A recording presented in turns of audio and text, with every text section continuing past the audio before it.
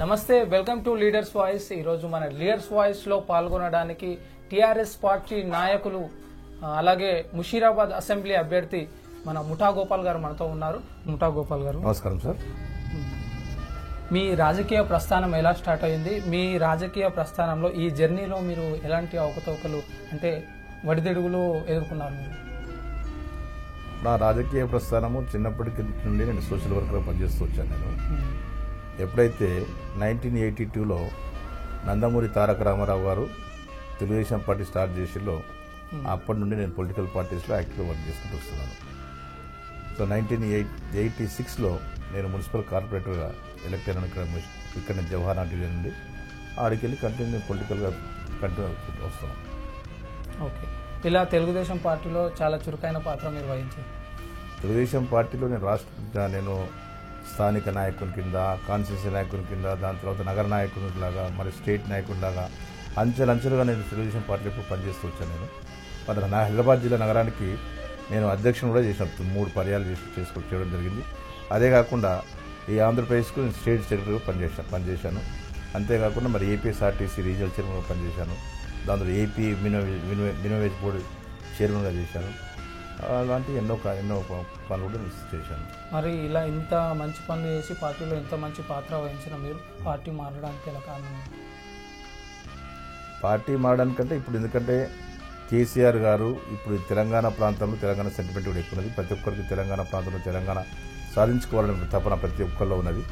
అదే కాకుండా ఈనాడు తెలంగాణను కేసీఆర్ గారు పోరాడి ఈనాడు తెలంగాణ సాధించిండు. కాబట్టి అతని పోరాట పటిమను మేము బాగా అతని పోరాట పటిమకు ఆకర్షితులమై ఈరోజు నేను తెరాసలో చేరాలని చెప్పేసి నిర్ణయించుకొని తెరాసలో జాయిన్ అయ్యాను. ఇప్పుడు తెలంగాణ ఇచ్చిన పార్టీగా కాంగ్రెస్ పార్టీ, తెచ్చిన పార్టీగా టీఆర్ఎస్ పార్టీ, మిగతా పార్టీలు చూసినట్లయితే తెలంగాణ గురించి మేము పోరాడం అనే దశలో ప్రజల్లోకి వెళ్తున్నారు. అలాంటి సమయంలో తెలుగుదేశం పార్టీ బీసీ నినాదంతో బీసీ ఎజెండాగా చేసుకుని బీసీల పార్టీ అని చెప్పుకొని ప్రజల్లోకి వెళ్తుంది. అయితే ఇక్కడ బీసీ నినాదం గొప్పదా, తెలంగాణ నినాదం గొప్పదా? ఇక్కడ తెలంగాణ ప్రాంతంలో ఉన్న ప్రతి ఒక్కరూ తెలంగాణ స్టేట్ కావాలని చెప్పేసి గత ఎంతో కాలం నుండి పోరాటం చేస్తున్నారు. చంద్రశేఖరరావు గారు ఈనాడు తెలంగాణ పోరాటం గురించి అతను ఎంత కృషి చేశారో, ఎంత పోరాటాలు చేశారో ప్రతి ఒక్కరు గమనించారు. ఈనాడు ప్రజల్లో అన్నిటికంటే ముఖ్యమైనది తెలంగాణ సెంటిమెంట్ బాగుంది. కాబట్టి అది ఎంతమంది చేసినా సాధించలేని కేసీఆర్ గారు దాని పెద్ద పోరాట పటిమతోటి ఈనాడు తెలంగాణ సాధించారు. కాబట్టి జనాలు తెలంగాణ వైపు ఉన్న సంగతి తెలియపరుస్తున్నారు. సరే, ఇప్పుడున్న పరిస్థితుల్లో ఇప్పుడు మీ నియోజకవర్గం ఎలా ఉంది? అంటే సమస్యలతో ఉందా, ఎలా ఉంది? ఇప్పుడు ప్రజెంట్ ఎమ్మెల్యేగా చేశారు కదా ఇంతకుముందు, వాళ్ళ అవకతవకలు ఏమైనా ఉన్నాయా? అంటే ముషీరాబాద్ కాన్స్టిట్యూన్సీని ఎవరు సరిగ్గా డెవలప్ చేయకపోయారు. ఎవరు వచ్చినా కానీ వాళ్ళ ఇంటికే పరిమితమైంది. ఏ నాయకులు సరి చేయలేదు. అసలు నిజానికి ముషీరాబాద్లో చాలా సమస్యలతో కొట్టుమిట్టాడుతుంది. చాలా స్లమ్స్లో విపరీతంగా మరి ఎంతో కాలం నుండి పట్టాలు వాళ్ళని కోరుకోవడము, అదే కాకుండా పట్టాలు వచ్చిన వారు ఇల్లు కట్టించుకున్నామని చూసుకోవడము, అదే కాకుండా ఏదైతే మనకు హుస్సేన్ సాగర్ నుండి నాలా ఉందో నాలకు ఫ్లడ్ వరద వస్తుంటే కంట్రోల్ చేసుకోవడానికి వాల్స్ కట్టించడానికి అది ఇప్పటికీ హైదరాబాద్ సిటీలో సెంటర్లో ఉన్నా కానీ ఈనాటి వరకు కూడా ప్రాపర్ డ్రైనేజ్ సిస్టమ్ ఇక్కడ లేదు. మరి డ్రింకింగ్ వాటర్ ప్రాబ్లం కూడా ఇక్కడ ఉన్నది. ప్రాపర్ లైటింగ్ సిస్టమ్ లేదు, ప్రాపర్ రోడ్స్ లేవు. ఎన్నో ఇబ్బందులు, చాలా సమస్యలు అనుకుంటాను. చాలా సమస్యలతో కొట్టుమిట్టాడుతున్న కాన్స్టిట్యూన్సీ ఏదైనా ఉంది అంటే అది కేవలం ముషీరాబాద్ కాన్స్టిట్యూన్సీ తెలియపరుస్తున్నాను. ఇది నాయకులు దీన్ని విస్మరించారు కాబట్టి ఇన్ని సమస్యలతోటి ఈ కాన్స్టిట్యూన్సీ ఉన్నది. అయితే ఇప్పుడు ఈ ప్రాబ్లమ్స్ అన్ని ప్రజలకు తెలుసుకుంటా ఇది చెప్పుకుంటూ మీరు ఇప్పుడు ప్రచారం స్టార్ట్ చేశారా? ప్రజలకు ఇలాంటి సమస్యలు పరిష్కారం చేయడానికి మేము ప్రజలు ఎప్పటికీ ఉంటూనే ఉన్నాము. ఈ సమస్యల గురించి వాళ్ళు మమ్మల్ని అడిగినప్పుడు కూడా చాలా వాటికి మాతో అయిన సమస్యలను పరిష్కారం చేయడం జరిగింది. అదే కాకుండా ఈనాడు తెలుగుదేశం పార్టీతో గెలిచిన 2 కార్పొరేటర్స్ తోటి కూడా మేము చాలా కాన్స్టిట్యూన్సీలో కూడా కొన్ని సమస్యలు పరిష్కారం కృషి చేసి ఆ సమస్యలు కూడా పరిష్కారం చేసినాము. అయినా కానీ చాలా పెద్ద ఎత్తులు ఉన్నాయి కాబట్టి కార్పొరేటర్ల వల్ల ఈ సమస్య పరిష్కారం కాదు. గ్యారంటీగా ఇక్కడ ఎమ్మెల్యే ఎలక్ట్ అయిన తర్వాత ఆ ఎమ్మెల్యే ఫండ్స్, ఎంపీ ఫండ్స్ తోటి నిజంగా అసలు ఆ సమస్యలు ఎక్కడో తెలుసుకొని ఆ సమస్యలు పరిష్కారం చేస్తే ఇది బంగారు తెలంగాణ గురించి ఎలానైతే కేసీఆర్ గారు పోరాడుతున్నారో, ప్రజల్లో ఎలా అయితే కేవలం కేసీఆర్ గారే ఈ బంగారు తెలంగాణ సాధించగలరని నమ్మకంతో ప్రజలున్నారో అలానే అంకిత భావంతో ఈ ముషిరాబాద్ కాన్స్టిట్యూన్సీని డెవలప్ చేస్తారని చెప్పి తెలియపరుస్తున్నాను. అయితే ఇప్పుడున్న తెలంగాణ రాష్ట్రంలో తప్పకుండా టీఆర్ఎస్ ప్రభుత్వం వస్తుందని రాస్తున్నారు. తప్పకుండా వస్తుంది. ఎందుకంటే ప్రజలు ఈనాడు కేసీఆర్ వైపు చూస్తున్నారు ప్రజలు. ఎందుకంటే అతనిలో పోరాట పటిమ ఎక్కువ ఉంది. అతన్ని ఏ పని చెప్పినా గ్యారెంటీ సాధించగలుగుతున్నారు.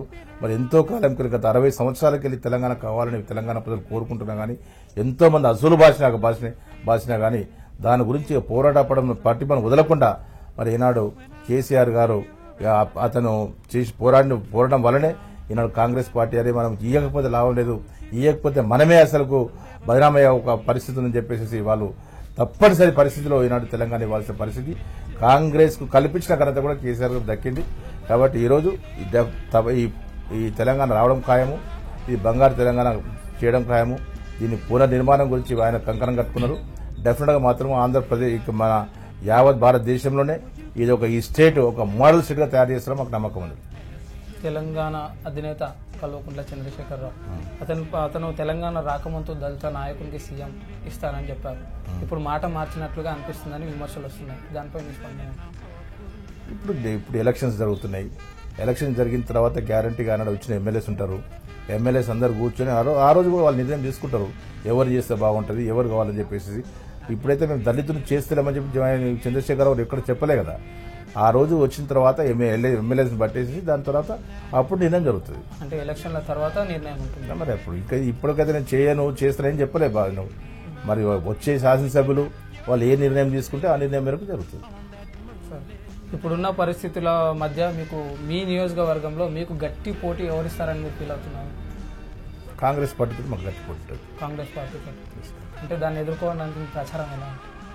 చాలా బాగుంటుంది. ఎందుకంటే నేను ఇక్కడ బీసీ నాయకుడిని, ఎప్పుడు నేను ప్రజల్లో ఉంటాం కాబట్టి ప్రజలకు కూడా ఇక్కడ బీసీలు కానీ ప్లస్ ఇక్కడ నేను బీసీలతోటి, ఎస్సీలతోటి, క్రిస్టియన్స్ తోటి, ముస్లిమ్స్ తోటి ఎప్పటికీ కలిసి వాళ్ళ సమస్యల గురించి మాట్లాడుతూ తెలుసుకుంటూ ఆ సమస్యలు పరిష్కారం చేసుకుంటూ ఇప్పుడు తిరుగుతున్నా కాబట్టి నాకు చిన్న ఈవెన్ ప్రతి ఒక్కరి వృద్ధులు, బాలురు, చిన్నపిల్లలు, స్టూడెంట్స్ తోటి నాకు సత్సంబంధాలు ఎప్పటికున్నాయి కాబట్టి వాళ్ళందరూ నా గెలుపు కోసం వాళ్ళు కృషి చేస్తారు.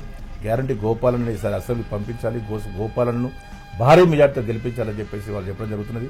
ఈనాడు మేము అట్లీస్ట్ కలవడానికి పోతున్నా కానీ వాళ్ళు ఎంతో సంతోషంగా వాళ్ళే క్యాండిడేట్ లెవెల్లో ఫీల్ అవుతుంటూ వచ్చేసి మహిళా సోదరి మనలో బొట్లు పెట్టడము ప్లస్ యువకులు కేరింతలు కొడుతూ అన్నా నీకు వచ్చిన సంతోషం గెలిపిస్తామని వాళ్ళు చెప్పడము చూస్తుంటే నాకు అనిపిస్తుంది, ఓహో నేను చేసిన సేవకు ఈ విధంగా ప్రజల్లో ఉందా, ఈ విలువ ఇంత ఊపు ఉందని చెప్పేసి నేనే అసలుకు భరించలేకపోయినా వాళ్ళ సంతోషం చూసి డెఫినెట్గా వాళ్ళ ఊపును చూసిన తర్వాత వాళ్ళ సంతోషాన్ని వాళ్ళ మొక్కల సంతోషం చూసిన తర్వాత డెఫినెట్గా ఇక్కడ ప్రజానికం నాకు భారీగా ఓట్లేసి గెలిపిస్తారని నాకు నాలో కుదిరింది. ఒకవేళ మీరు నెగ్గితే ఎంత మెజార్టీ రావాలి, ఎంత మెజార్టీ వస్తుందని మీరు ఊహిస్తున్నారు? 50,000 పైచులకు మెజార్టీని గెలుస్తారు, తప్పనిసరిగా గెలుస్తారు.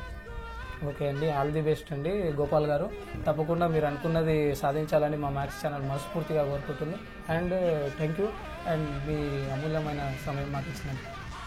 థ్యాంక్ యూ మ్యాక్స్ విజన్ వారికి నాకు ఈ యొక్క ప్రజలతోటి నాకు మాట్లాడే అవకాశం కల్పించినందుకు మ్యాక్స్ విజన్ వారికి ప్లస్ వాళ్ళ స్టాఫ్కు ప్రతి ఒక్కరికి నేను పేరు నమస్కారం చేసి తెలియజేసుకుంటాను. నమస్కారం, ధన్యవాదాలు.